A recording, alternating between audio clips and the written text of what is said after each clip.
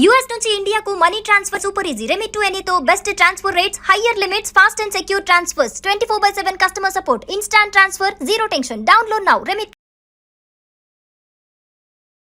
నమస్తే, welcome back to Suman TV. Bharat టెక్కీలకు Trump shock. 2027 వరకు నో H1B వీసా. మరి డాలర్ డ్రీమ్ సంగతి ఏంటి? బార్డర్లో అరెస్టులు, ఇల్లీగల్ ఇమిగ్రెంట్స్ ని అలర్ట్ చేస్తున్నాడు ట్రంప్ గవర్నమెంట్. మరి సోషల్ మీడియా అకౌంట్స్ ని ఓపెన్ గా పెట్టండి అని చెప్తున్నాడు, సోషల్ మీడియా వెట్టింగ్ అని చెప్తున్నాడు. అసలు ఏంటి ట్రంప్ ఏం చేయబోతున్నాడు?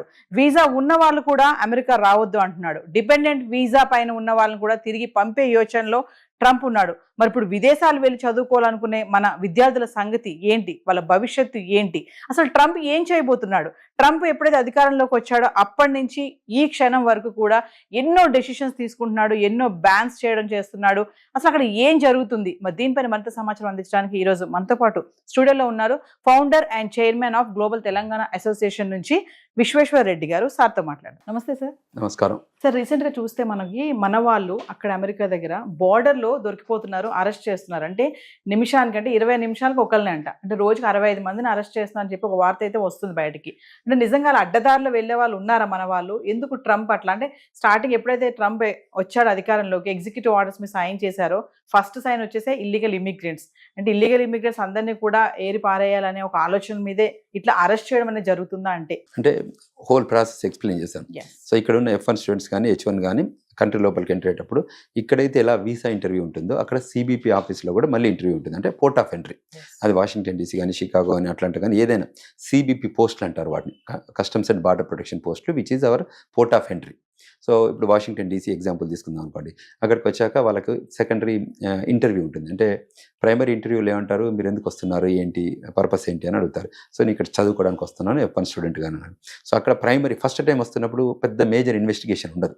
సో వాళ్ళు లోపలికి వచ్చేస్తారు. అంతకంటే ముందే ప్రైమరీ ఇన్వెస్టిగేషన్ అయిపోతుంది. ఇక్కడ బ్యాక్గ్రౌండ్ చెక్స్, మీకు ఇప్పుడు సోషల్ మీడియా వెట్టింగ్ అవన్నీ అయిపోయాకనే వీసా ఇస్తున్నారు కాబట్టి, సో అంటే బ్యాక్గ్రౌండ్ చెక్ చేసుకుని వీసా ఇస్తారు కాబట్టి ఆ పోర్ట్ ఆఫ్ ఎంట్రీలో ఫస్ట్ టైం ఎంటర్ అయ్యేటప్పుడు అంత మేజర్ క్వశ్చన్స్ ఉండదు. ఎందుకంటే that is you are coming first time. So అంత ఇష్యూస్ ఏం లేవు. సో మీరు ఒక F1 స్టూడెంట్గా 2 ఏళ్ళు, తర్వాత OPT time, stem OPT time అయిపోయాక H1 వెళ్ళాక ఒక 3-4 ఏళ్ళు ఇక్కడ ఉన్నారనుకోండి కంట్రీ లోపల.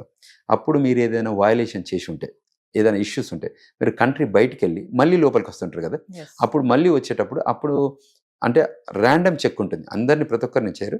వాళ్ళు ఇంటర్వ్యూ చేసే క్రమంలో if they identify somebody has a fraudulent background ఉందనుకున్నా, సమ్ ఇష్యూస్ ఉన్నాయనుకుంటే ఏం చేస్తారంటే సెకండరీ ఇన్స్పెక్షన్ తీసుకెళ్తారు. ఆ సెకండరీ ఇన్స్పెక్షన్లో వాళ్ళు క్వశ్చన్స్ చేస్తారు. సెకండరీ ఇన్స్పెక్షన్లో మన ఫోన్లు, మన కంప్యూటర్లు కూడా తీసుకుంటారు. తీసుకొని ఆ ఇన్స్పెక్షన్లో చెక్ చేసి ఒకవేళ ఇఫ్ దేర్ ఇస్ వయలేషన్స్ ఉంటే, ఏమన్నా ఎర్రర్స్ ఉంటే, ఆ స్టేటస్లో ఎర్రర్స్ ఉంటే, ఓవర్ స్టే ఉంటే, అంటే టైప్స్ ఆఫ్ అంటే misuse of their immigration acts ఏదైనా ఉంటే అప్పుడు ఏం చేస్తారు, వాళ్ళకి ఇంటర్వ్యూలో వాళ్ళని ఐడెంటిఫై చేస్తారు, మనతో ఒప్పించుకుంటారు. అంటే నేను మిస్టేక్ చేశాను అనే టైపు ఆ ఇంటర్వ్యూ ఉంటుంది. అట్లా నిజంగా చేస్తేనే, అంటే ఎవరు పడితే వచ్చారు, మిస్టేక్ చేసిన వాళ్ళని మాత్రం డిపోర్టేషన్ చేస్తారు. అందులో భాగంగానే వెనకకు పంపిస్తున్నారు. అది CBP దగ్గర నుంచి జరుగుతుంది. సమ్ టైమ్స్ డ్రైవ్లో వచ్చినా, ఇది వచ్చినా, లేకపోతే లోకల్లో ఐడెంటిఫై అయితే, అంటే కంట్రీ లోపల CBP ఆఫీసర్స్ ఇప్పుడు ice department, immigration custom enforcement departments కూడా సైట్ ఆడిట్స్కి వస్తున్నాయి. సైట్ ఆడిట్స్కి వచ్చేది CBP పోర్ట్లో ఇంటర్వ్యూ చేస్తుంది.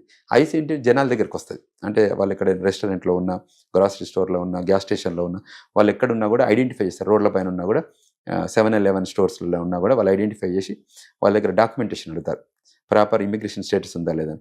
ఒకవేళ అందులో ఏదైనా ఓవర్ స్టే కానీ, ఇల్లీగల్ స్టే కానీ ఎటువంటి ఏమైనా ఉంటే అక్కడ ఐడెంటిఫై చేసి అరెస్ట్ చేసి కోర్టుకి తీసుకెళ్తారు. ఎందుకంటే వాళ్ళు ల్యాండ్లో దొరికారు కాబట్టి. వీళ్ళు పోర్ట్లో, CBP పోర్ట్లో కాబట్టి అక్కడి నుంచి అక్కడికి వెనకాలకు పంపించవచ్చు.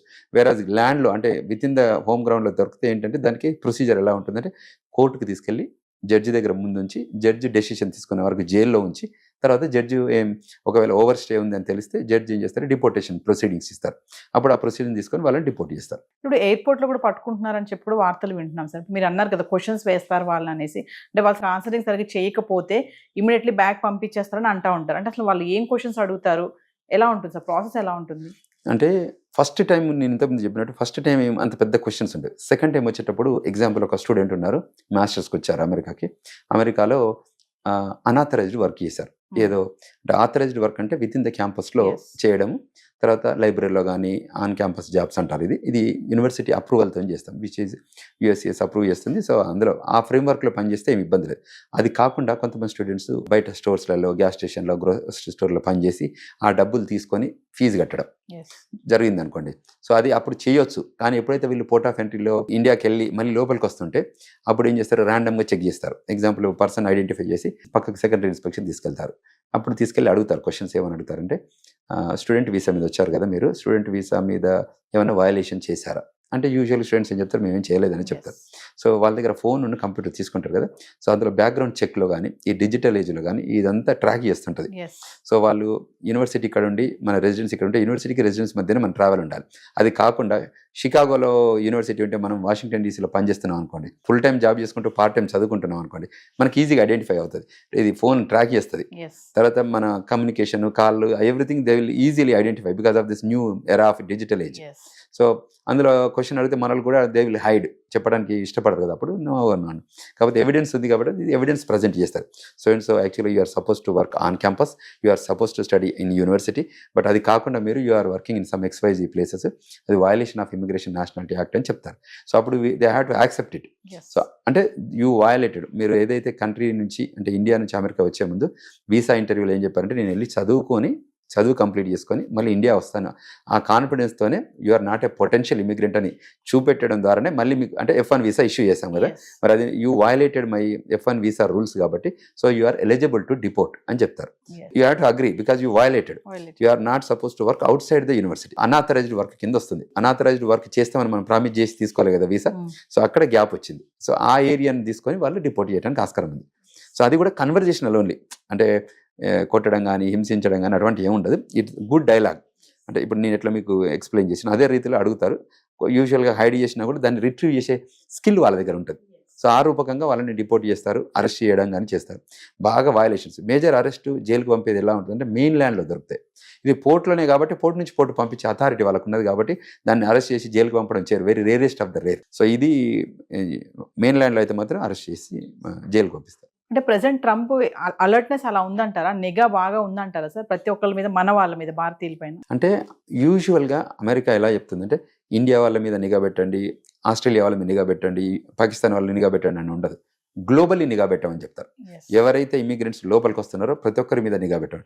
అంటే ఒక్కొక్క అడ్మినిస్ట్రేషన్, మీకు తెలుసు Trump is the Republican party, ఇంతకుముందు డెమోక్రటిక్ పార్టీ ఉండే, Joe Biden Democratic party president ఉండేది, రిపబ్లికన్ పార్టీ ప్రెసిడెంట్ ఇప్పుడు డొనాల్డ్ ట్రంప్ ఉన్నారు. సో వీళ్ళు రైటిస్ట్ వింగ్, మీకు తెలుసు రైటిస్ట్ వింగ్ మోర్ వాళ్ళ country specific, make America great again అన్న దానిపైన ఈయన వచ్చారు. కాబట్టి ఆయన ఏమంటారు, కంట్రీ ఇంట్రెస్ట్ నా ఇంట్రెస్ట్, కంట్రీకి ఉన్న ఎంప్లాయ్మెంట్ క్రియేట్ చేయడం నా బాధ్యత, కంట్రీకి ఉన్న ఎకానమీని అప్లిఫ్ట్ చేయడం నా బాధ్యత, అందులో భాగంగా నేను చేస్తున్న కార్యక్రమాలని చెప్తాడు. సో అందులో భాగంగానే కాంగ్రెస్ సెనెట్స్కు పోకుండా కూడా ఆయన ఎగ్జిక్యూటివ్ ఆర్డర్ చేయాలి. అంత సుప్రీం అథారిటీ ఉంటుంది ప్రెసిడెంట్గా.